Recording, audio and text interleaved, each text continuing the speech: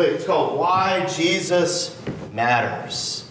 All right, so I like this sermon. I try to do it. It's kind of like my first Sunday of New Year's sermon here. So because it provides a good background for just everything we have going forward. And it evolves and changes. But why Jesus matters. So this is kind of a study and looking at it all through. So if you'd like to follow along with the scriptures, we're going to be in Genesis chapter 1, 2, and 3. We're going to be in Philippians chapter 2. It's normally, you'll be able to follow along a little easier during my sermons.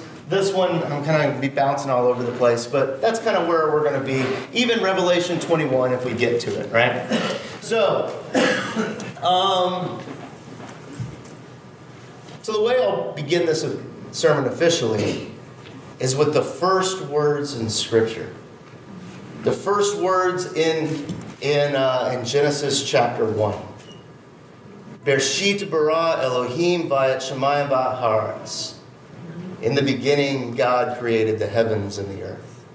I say it in Hebrew to brag, but I can even do it. But in the beginning, God created the heavens and the earth. And we begin this 6 days of creation, this story of creation here. It's a song here at the beginning. It's this song, and the song of creation has this refrain in it. And it's a refrain that is completely different than what we often think is how God treats us. Because sometimes we look at the world around us and we say, oh no, like I am, terrible sinner. God hates me, type of thing. Or God is out to judge me because of my sin and all those things. Like we get and we kind of feel that way, but we always need to remember the beginning of the story. And you remember the refrain from the song? Remember, we have the first day. God said, let there be light, and there was light. And at the end of the first day, what did God say? He said it was good. It's like a refrain to a song. And then the second day, he separated the waters, called the bottom sea and the top sky. And at the end of the second day, he said it was good. Yeah, you guys are getting the hang of it now. On the third day, out of the waters, he pulled all the dry ground out of it, and all the bushes and the shrubs and the trees and the grasses, they grew up on it. At the end of the third day, he said it was good. Yeah. And then on the fourth day, right down here, all the things that are in the sky that create light, the sun, moon, stars, all those things, he created all of them. And at the end of the fourth day, he said it was good. That's right. And then in the fifth day, remember, he created the sky and the sea. He filled those out. He put the birds in the sky and the sea creatures in the sea. And at the end of the fifth day, he said it was good, right? Yeah. And then the sixth day, all the things that he populated the earth on the dry ground, all the things that creep and walk, and even his own likeness, man, he created at the end of the sixth day. He said it was good. See, you and the people next to you, and even that presidential candidate that you don't like very much, was created good. Right? It was created good. And on the seventh day he rested, and we know that. And then if you get into Genesis chapter 2, it's kind of a different angle on the creation narrative. And we'll get into all these in other sermons. I'm kind of blasting through them right now. But it's a different angle on the creation story. And we get this picture of God forming man, us, all of us, man and women, right? Out of the dust of the ground. And he breathes life into him. Now here's the cool thing. We're going to get into some Hebrew here for a second. So, before he did the creating on the first day, do you remember what it said? It said the Spirit of God was hovering over the waters, right? He said the Spirit of God was hovering over the waters. Do you know what word that is in Hebrew? It's ruach. Now, can you say that with me? It's ruach. All right, let's try it. 1, 2, 3, ruach. Like you got to go like at the end of it, all right? He's like, ruach. That means wind. But here's the thing. English separates wind and spirit. But it doesn't get separated in Greek or Hebrew. Wind and spirit and breath are all the same word. And God formed Adam out of the... Adam just means man, by the way. And he formed man out of when God says, hey, Adam, he's just really saying, hey, man, all right? Adam is just man in Hebrew. So if your name is Adam, we can just call you hey, man, and it works. He formed man out of the dust of the ground. He formed him out of the dust of the ground, and then he ruached into him. He breathed wind, spirit. The God who creates good and life breathes into man. Now, I can't back this up, but I've heard old, what are they called? Rabbis. That's what they're called. Old rabbis' teachings. That they say that the name of God. You guys remember what the name of God was in the Old Testament? What we think it is now? Yahweh, right? Yahweh. Yahweh, yeah. Yahweh. Some people say it's Jehovah. They're wrong. Man, no one laughed at that. Sorry. It's just, they're wrong. It's most likely Yahweh. And the cool thing about Yahweh is that it sounds like breathing. It sounds like the Ruach of God. That even when we're just down to our basic necessities of life, on a respirator just breathing, we are still saying the name of God. Yahweh. Yahweh. You hear it? Yahweh. At your core, in who you are created good by God. And even in your breath, even if you don't believe in God, even if you want nothing to do with God, you are still proclaiming the name of the Lord with every one of your breaths. Yahweh. But I know what you're saying. You're like, no, we're sinful. We got problems. And all that. Well, that's why we get to the third chapter. But the third chapter isn't the first chapter.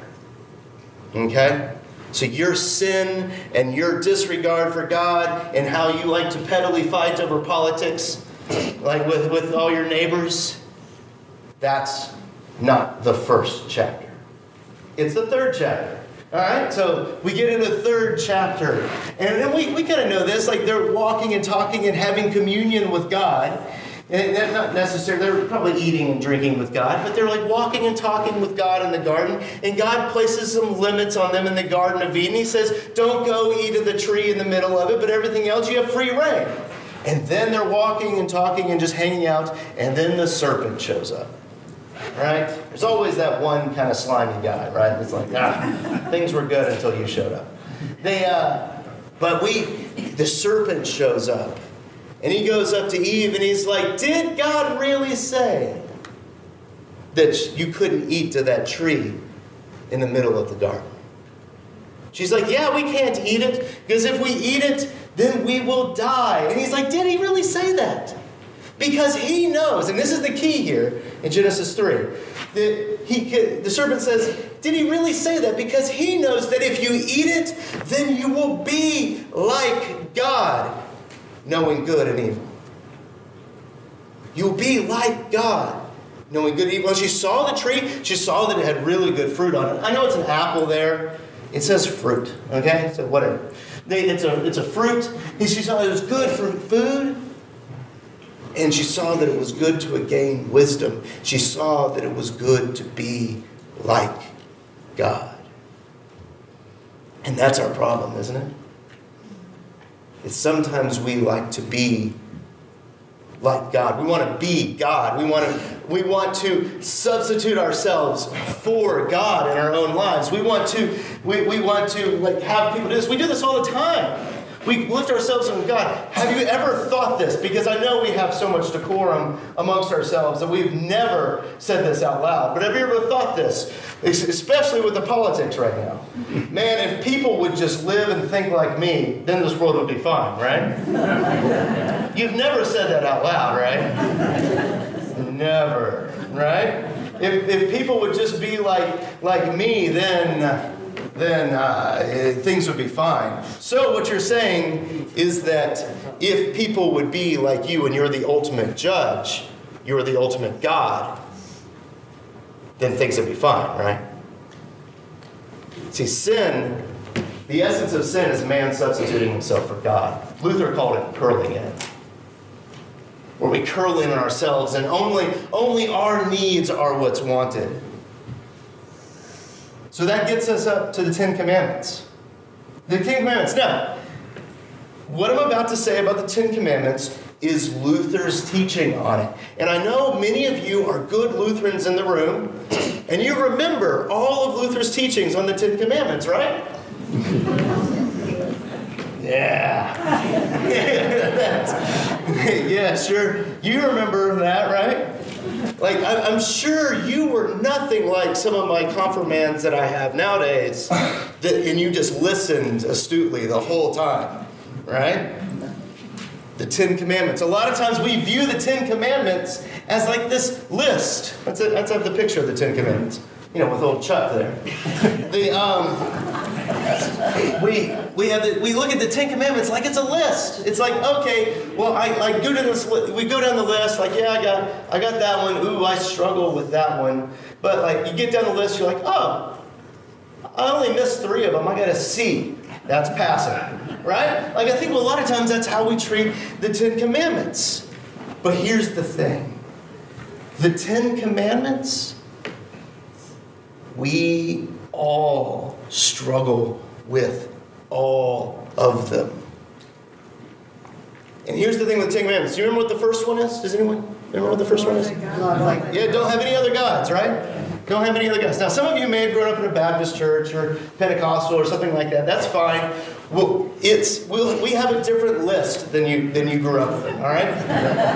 It's not completely different. It's just a different numbering. Because here's the problem. When you read it, like if you actually read it, you can look at the English Bible and you can see this. There's 3 things going on. There's either 9 commandments or 11 commandments, but at the beginning of it, it says 10 commandments. All right? So that leads to odd numbering. Okay? So we're using the Lutheran numbering. All right? So the first one is don't have any other gods before me. And all the other commandments lead off of that one. Because if we're breaking any of the other ones, we are, ding, ding, ding, substituting ourselves for God. So the one commandment that I like to pick on is the 5th one. Does anyone remember the 5th one? Don't kill. Don't kill. Good. See, he's paying attention in confirmation.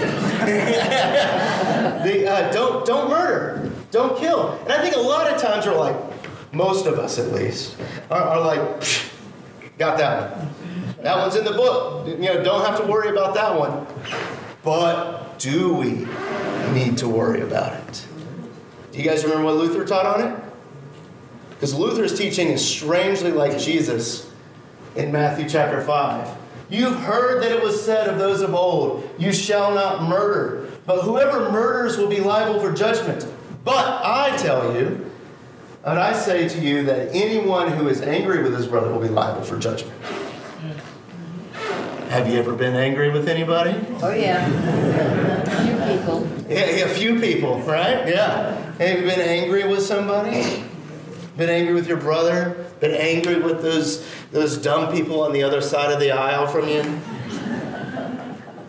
Have you ever been angry at the president or the previous president? If you were angry at him, you're breaking 2 commandments. That's honor your father and mother too. But what about this? What are we talking about being angry? We have a phrase for this. You're dead to me. We've said it all the time. Have you ever said that to somebody or thought it? Like someone you just has gotten on your nerves and you just can't handle it anymore?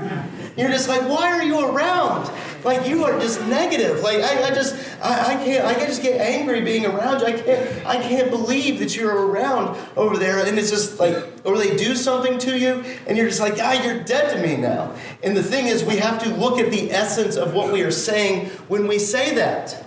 We are saying that, God, I don't like how you created the world. I don't like this person that you've put in my life, and I need to fix it. I need to get this person out of my life. I need to murder them out of my life. It's a little rough, isn't it? It's a little rough. How many times have you gotten upset at somebody, maybe at church, maybe at a pastor, and you just left? Just leaving murderous wakes behind you. Yeah, it's rough. No one's laughing at that joke. It's rough. That's because the Ten Commandments. And we could do this with each one.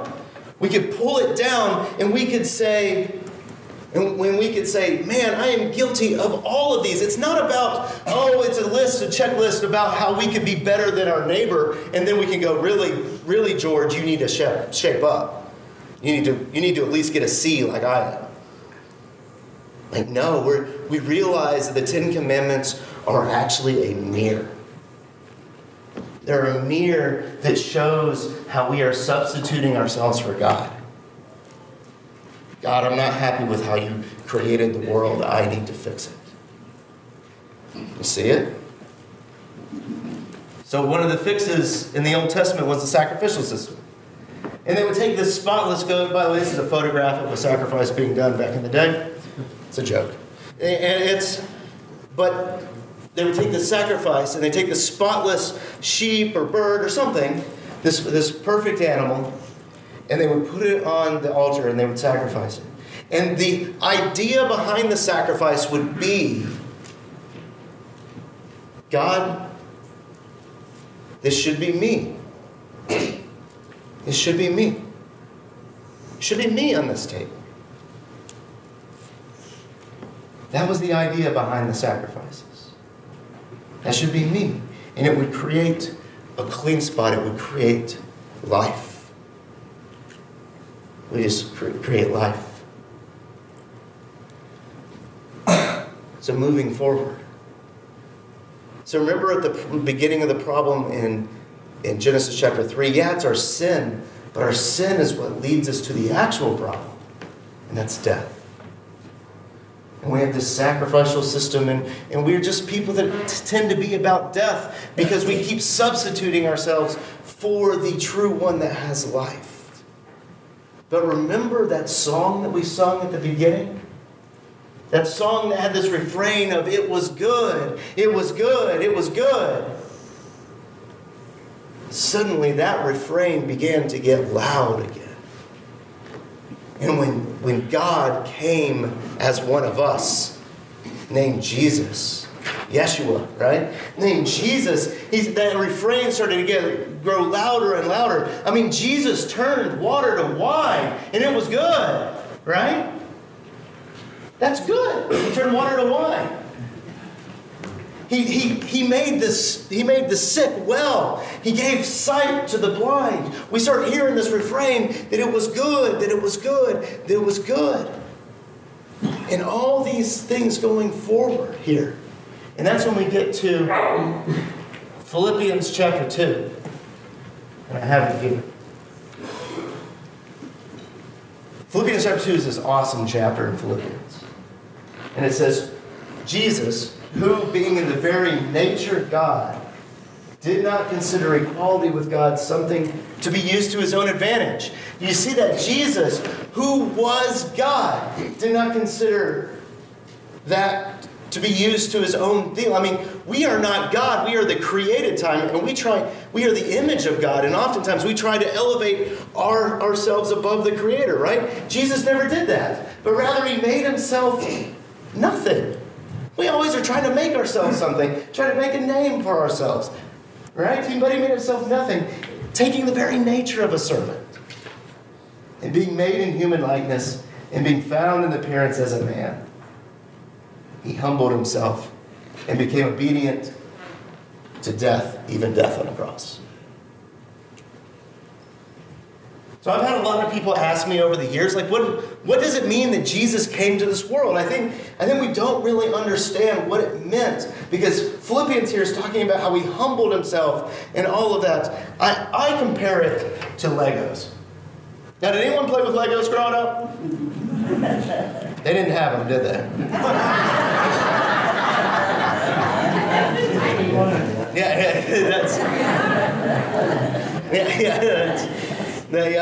Plastic wasn't invented yet, right? Like that's no, Legos. You've seen Legos, right? Yeah, maybe grandkids. You've seen them at Walmart and all that stuff. They're slowly taking over the toy aisle. That's probably not so slowly though. There's Legos everywhere, and I think Legos are a good example of the incarnation of Jesus. That's what we call Jesus becoming human like us, right? So, like, let's say that I loved Legos, which I did. I grew up playing with Legos. And so I'd have them over and build all kinds of awesome stuff. But let's say we were playing with Legos, and I wanted to create an awesome Lego world. I had like a farming area and like a city and even a suburb over there, like freeways going back and forth to it and all those things. And I loved my little Lego world that I had built.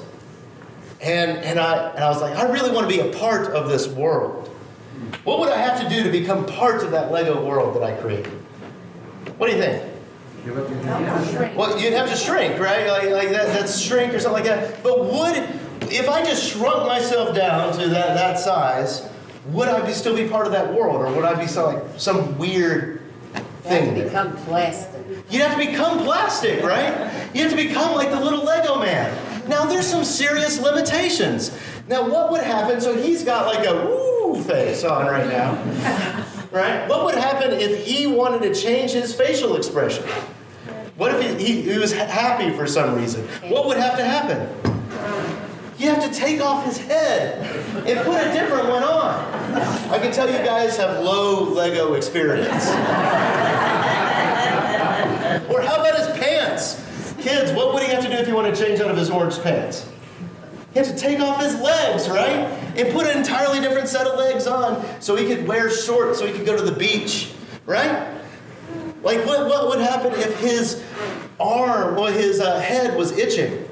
He'd have to wait for someone to come along and scratch his itch. It would be inherently limiting. It would be humbling. And I think something not unlike that is how we can compare Jesus coming from the realms of God and born into the creation. He humbled himself. And he humbled himself all the way to the point of our lowestness, dying in humiliation. But the beautiful thing is that's not the end of the story. No, because 3 days later, Jesus rose again. And it was like in that rising again has this picture of that refrain from the beginning of creation of it was good, it was good, it was good, was happening all over again. And we see that in that resurrection, he was conquering death and the grave and our pain and our hurts and all the times when we've hurt other people because we've wanted them to die just because we're angry with them. He conquered all of that. He conquered it all, saying that it was no longer what was in charge around us. It was changing the entire world and saying, this world is not about death and decay and briars and weeds. No, it's about redemption and life and eternal life. That's what it's about. And he rose again from the dead. And it says in Revelation chapter 21 that there is a time coming soon when every tear will be wiped away from their eyes. And the city will come down. Now, I wasn't planning on telling this, but I think it fits pretty well right here. Oh, I have one thing to say before this. So the essence of sin is man substituting himself for God. The essence of salvation is God substituting himself for man.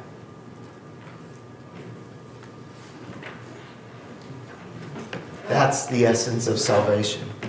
Is that God comes in, and when he was on the cross, he looked down at us and at God, and he said, God, when you see them, look at me. And he brings us his life and his glory to all of us.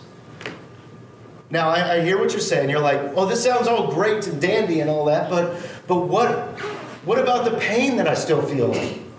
What about the hurt that happens? Because we still live in a broken world. We could live like the perfect, squeaky, clean life, right? And still have something bad happen to us. You know, it's not just about us. It's all of us together. And Jesus is fixing that all. And I have one last story that I'd like to tell you about how this works. When I was in McAllen, Texas, last time I was wearing robes, I was teaching confirmation. And there was this one kid in there that was always kind of a problem. He was always kind of an issue, but I knew why he was an issue. He had a very rough upbringing. It was hard. And I don't know if I want to go into the full extent of it, but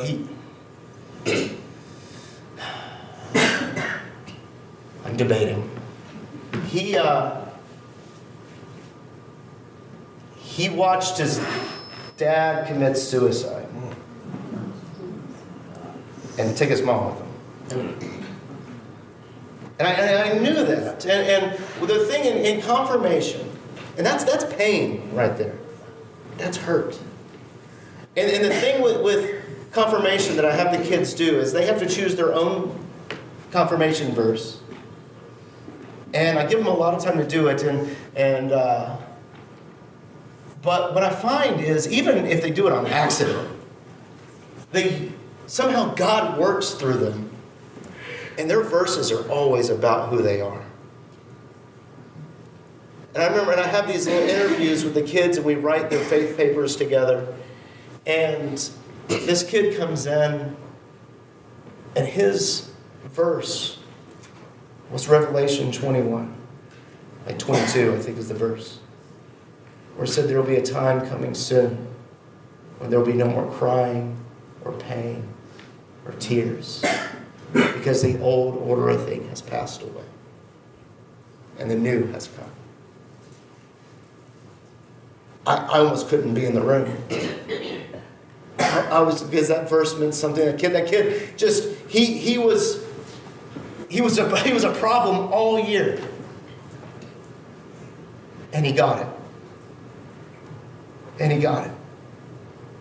He understood that Jesus' resurrection meant that our pain and our death doesn't have the last word. But what's going to have the last word is the God at the beginning saying down to each one of you, it's good. It's good. It's good. And we'll end there.